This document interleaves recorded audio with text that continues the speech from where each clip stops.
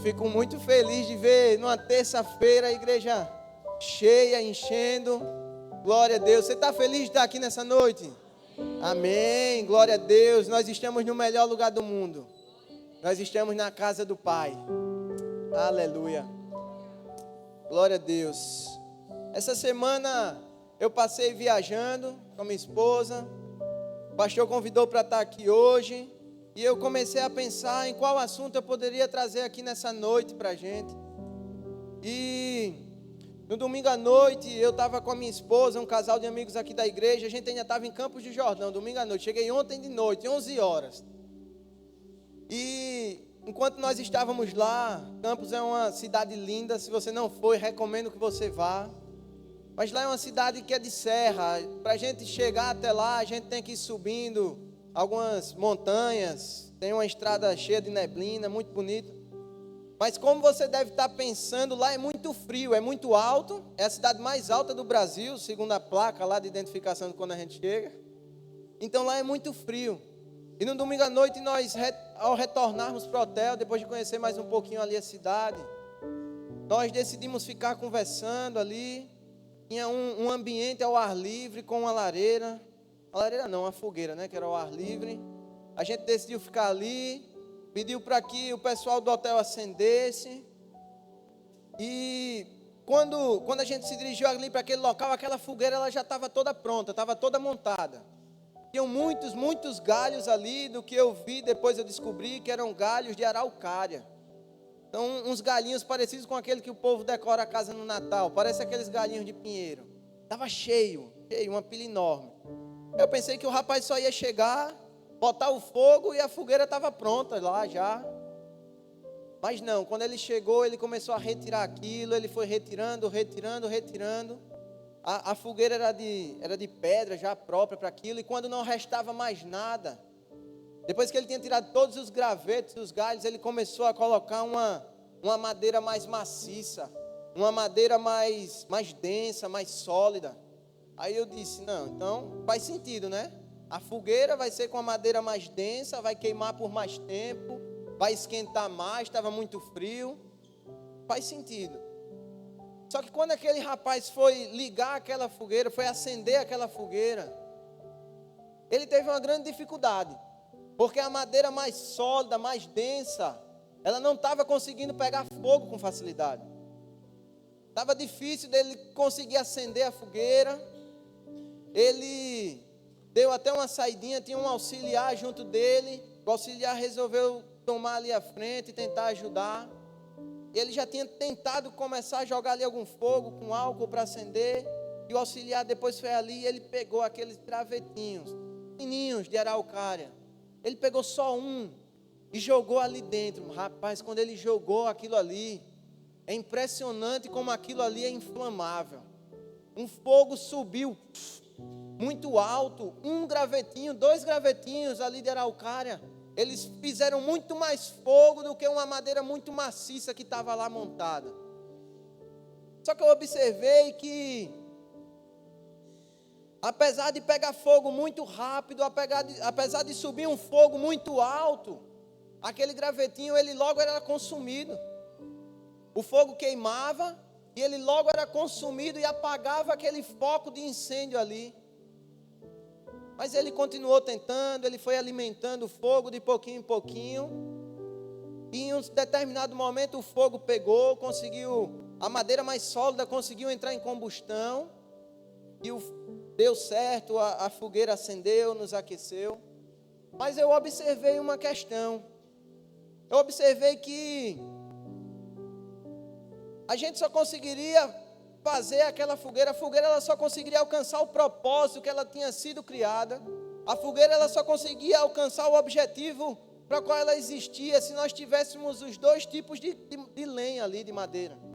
Porque se a gente tivesse só uma madeira maciça, só uma madeira sólida demais, como o primeiro rapaz tinha colocado lá, talvez a fogueira ela nem fosse acesa. Ou então talvez ela demorasse tanto, mas tanto para ser acesa, que podia terminar sendo tarde demais. A gente podia já ter saído dali, ela não ia cumprir o propósito dela, que era nos aquecer naquele momento. Da mesma forma, se a gente tivesse só aqueles gravetinhos ali, o fogo ia pegar, ia ser um fogo intenso demais, mas ele logo iria se dissipar.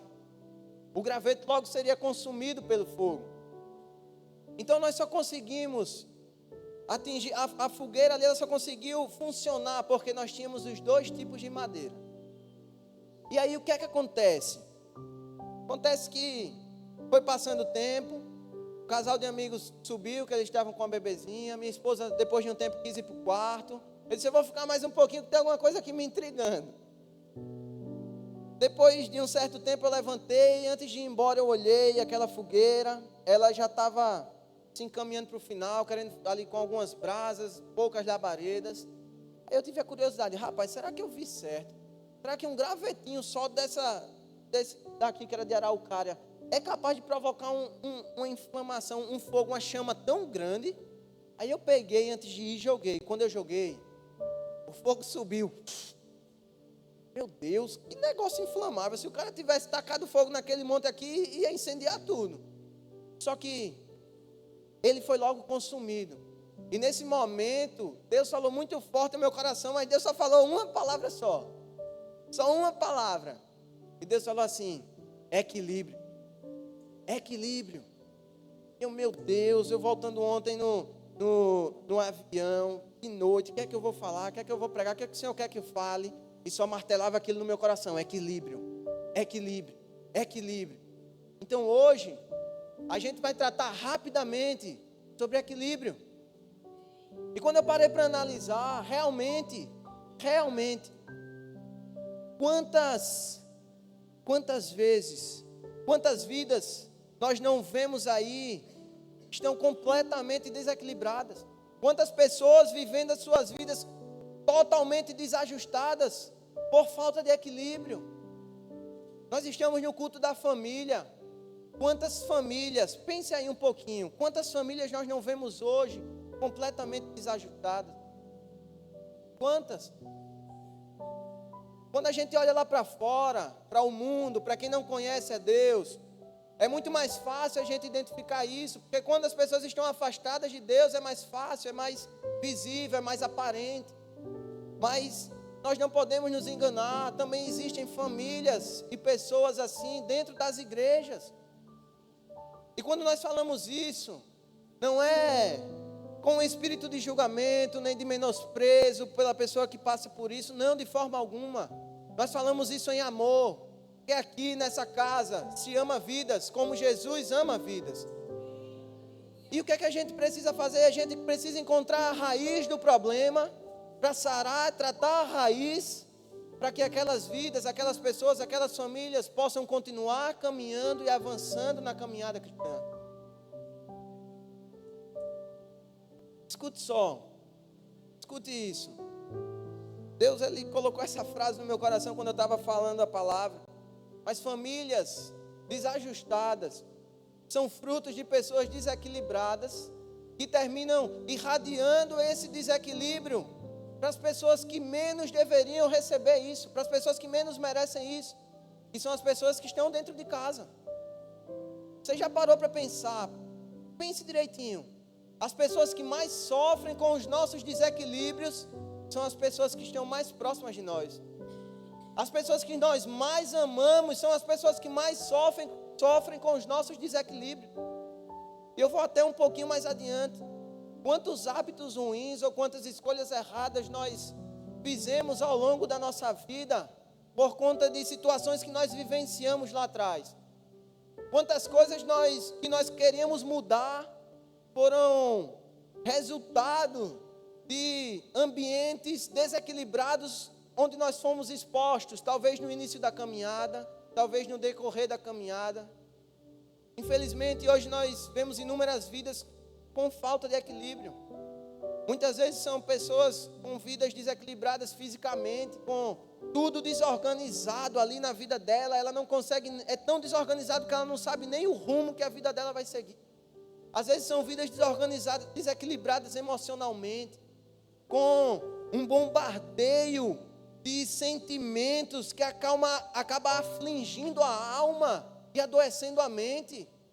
Pessoas desequilibradas às vezes, relacionalmente, são pessoas que não conseguem entrar em relacionamentos sadios, só entram em ambientes que são muitas vezes desgastantes, até por vezes opressores. Tem pessoas que estão desequilibradas espiritualmente, e esse, meu irmão, é o pior desequilíbrio que você pode ter. O desequilíbrio espiritual, quando o seu relacionamento com Deus não vai bem, é muito provável que outras áreas da sua vida também se desequilibrem. Com certeza você não vai estar plenamente satisfeito, porque a nossa satisfação vem do Senhor. Então, se a gente não está bem com Deus, como a gente vai estar bem? Mas em nome de Jesus, eu creio que todos nós aqui seremos plenamente equilibrados, amém? Eu creio que nós iremos promover ambientes sadios e pacificadores na nossa família biológica, no nosso trabalho, na nossa família espiritual aqui dentro da igreja. Eu creio nisso, amém? Tem um texto que é clássico, e quando eu pensei em equilíbrio, esse texto veio diretamente à minha mente. Lá em 2 Timóteo, capítulo 1, versículo 7, vai dizer assim, é Paulo escrevendo a Timóteo, inspirado por Deus, pelo Espírito Santo. E Paulo vai dizer assim, porque Deus não nos deu um espírito de medo, mas sim de poder, de amor e de equilíbrio. Deus não nos deu um espírito de medo, mas de poder, amor e equilíbrio. Cada um desses atributos do Espírito que Deus nos deu, eu sei que dá para a gente esboçar muito, mas eu queria focar hoje só no equilíbrio, rapidamente. Nós fomos criados para nos tornarmos semelhantes a Cristo, e em Cristo não há nenhum desequilíbrio. Nós somos criados para sermos semelhantes a Ele, e nele não há desequilíbrio. Nós somos cristãos, ou seja, pequenos cristos, imitadores de Cristo. O seguidor, o imitador, ele anda como o mestre andou, e em Cristo Jesus não havia nenhum desequilíbrio, em nenhuma área. Tiago capítulo 1, versículo 17 vai dizer que toda boa dádiva e todo dom perfeito vem do alto, descendo do Pai das luzes, que não muda como sombras inconstantes, ou seja, em Deus não há sombra de variação. Ele é perfeito, Ele é constante, Ele é firme, Ele é equilibrado. Ele é o mesmo ontem, hoje e será eternamente. Esse é o nosso Deus. E a Bíblia diz que Jesus, o Filho de Deus, Ele é a exata imagem de Deus. Ele diz que Jesus é a imagem do Deus invisível. Ele diz que Jesus é a expressão exata do seu ser. Jesus reflete o Pai, e nós precisamos refletir Jesus. Essas expressões, Jesus é a exata imagem de Deus, a imagem do Deus invisível, a expressão exata do seu ser, estão lá em 2 Coríntios 4:4, Colossenses 1:15 e Hebreus 1:3. Se você quiser, você depois pode olhar.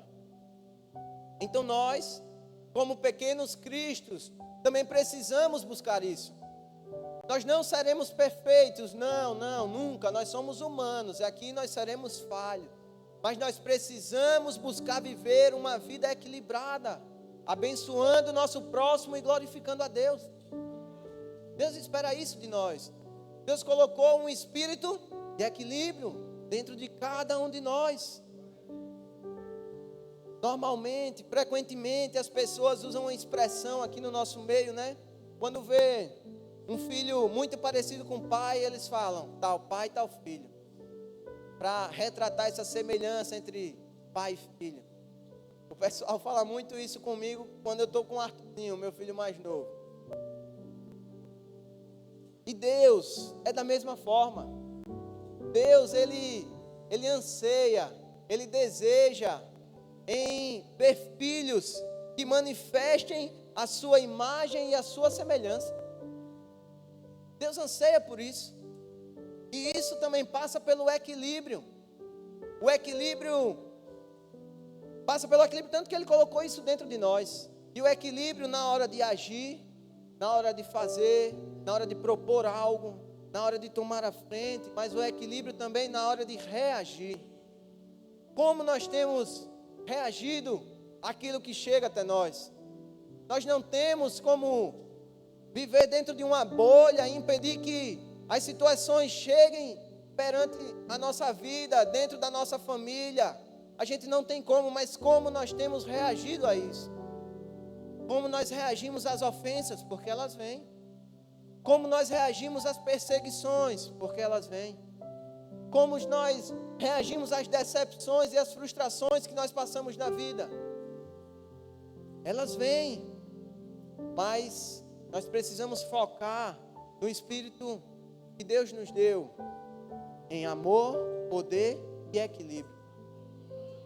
Outro ponto é que o equilíbrio, ele remove o medo. O equilíbrio, ele remove o medo se nós não focarmos nos atributos do Espírito que Deus colocou em nós. Como eu disse, poder, amor e equilíbrio. O medo, ele vai imperar na nossa vida. O medo, ele vai querer ditar, vai querer mover a sua vida. E o medo é uma das armas mais utilizadas nos dias de hoje por Satanás. Porque quando o medo vem, em sequência vem a insegurança. Depois que o medo vem, em sequência vem a ansiedade. Depois que o medo vem, em sequência vem o desequilíbrio. E tem muita gente hoje que está com medo de tudo na vida. Tem medo, como eu disse, de se decepcionar mais uma vez. Tem medo de se entregar por completo a Deus. Tem medo do futuro porque não sabe como vai ser. As pessoas têm medos e mais medos. Mas, meu irmão, o medo, ele não pode lhe dominar. O medo, ele não pode ser a força motriz da sua vida. Todo mundo é movido por algo. Em nome de Jesus, que você não seja movido pelo medo. Que você seja movido por fome e sede da presença de Deus. O medo, eu aprendi isso lendo um livro muito bom. E lá falava que o medo, ele é um aprisionamento voluntário. Vai impedir você de chegar no lugar que Deus planejou que você estivesse. O medo, ele é um aprisionamento voluntário que vai te impedir de chegar no local que Deus deseja que você chegue. Então, sem o equilíbrio vem o medo, e com o medo você vai ser impedido de chegar no lugar que você planejou. Quer dizer isso? Se você estiver vivendo uma vida desequilibrada, vai ser muito mais difícil de você chegar no lugar que Deus quer que você esteja. O desequilíbrio, ele pode roubar o seu futuro. O desequilíbrio pode roubar o seu futuro profético, o destino profético que Deus planejou para você, quando você ainda estava no ventre da sua mãe. Olha como é profundo. Quantas vezes, meus irmãos, quantas vezes a gente quer chegar lá na frente, mas a gente não está sabendo nem lidar equilibradamente com as coisas que a gente está vivendo hoje. Quantas vezes a gente quer dar 10 passos adiante, mas a gente não está tendo capacidade de lidar com aquilo que o Senhor tem colocado nas nossas mãos hoje. Como? Como a gente vai chegar lá? Como? À medida que nós vamos avançando, seja espiritualmente, ministerialmente, profissionalmente, relacionalmente, no seio familiar, seja onde for, quando nós vamos avançando, meu irmão, as lutas vão aumentando, a retaliação do inferno vai aumentando, porque ele não quer ver você prosperar, ele não quer ver você crescendo em Deus. As pressões naturais das responsabilidades vão aumentar. Então, se nós não conseguimos lidar com o que nós temos hoje, como é que Deus vai poder colocar a gente lá na frente? Tem muita gente que tem promessa de Deus te levar para lá, te colocar ali, certo? Mas você tem feito a sua parte? Pelo menos um espírito equilibrado, uma vida equilibrada você tem levado? Ou você, hoje com o que tem, você está soltando os cachorros por aí, descontando em quem está perto de você? Cara, imagine como você vai ficar se Deus aumentar o nível. Imagine. Eu realmente acredito que Deus, por mais que Ele queira colocar a gente em determinado lugar, se a gente não se deixar ser moldado por Ele, modelado por Ele, para ter uma estrutura que faça a gente suportar quando a gente chega lá, Se a gente não passar por esse processo, eu realmente acredito que nós não vamos chegar lá. Porque senão a bênção, ela não vem em forma de bênção, ela se tornaria uma maldição. E terminaria acabando com a sua vida, com o seu casamento, com o seu relacionamento com os seus filhos. Será que nós estamos nos preparando para a promessa que Deus tem na nossa vida? Agora, no equilíbrio, nós lançamos fora o medo. Olha o que diz Provérbios, capítulo 3, versículos 21 e 24. Diz assim: meu filho, guarde consigo a sensatez e o equilíbrio. Nunca os perca de vista. Trarão vida a você e serão um enfeite para o seu pescoço. Então você seguirá o seu caminho em segurança e não tropeçará. Quando se deitar, não terá medo. E o seu sono será tranquilo. Aleluia. Que eu e você, meu irmão, nós possamos guardar o equilíbrio e a sensatez conosco, para que durante a nossa caminhada a gente não venha tropeçar. Durante o nosso descanso a gente possa vir a ter o sono do justo, sem medo, sem sombra de medo nenhum. Amém? Por último, já vou finalizar, queria até chamar a equipe do louvor. Terceiro ponto é que Deus, como nós sabemos que o equilíbrio ele é importante, porque ele pode nos levar ao nosso destino. O desequilíbrio pode atrapalhar a gente de chegar no nosso destino profético.